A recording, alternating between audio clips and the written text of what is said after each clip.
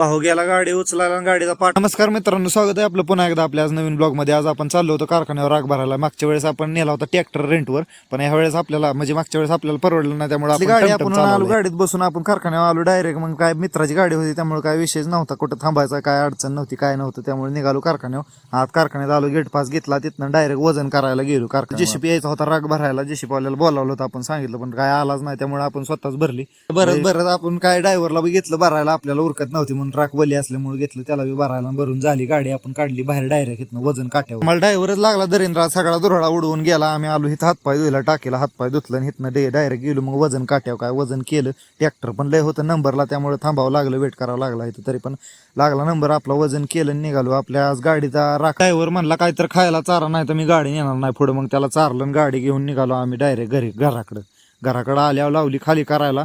Driver आमचा थोडी circus करत होता, मग काय लावली तशीच खाली करायला, खाली केली गाडी खाली. मग ही ड्रायव्हर बघा आपला कसा माकडावाने बसलाय वर.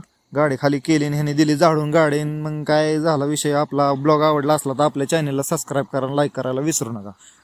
भेटूया पुढच्या ब्लॉगमध्ये.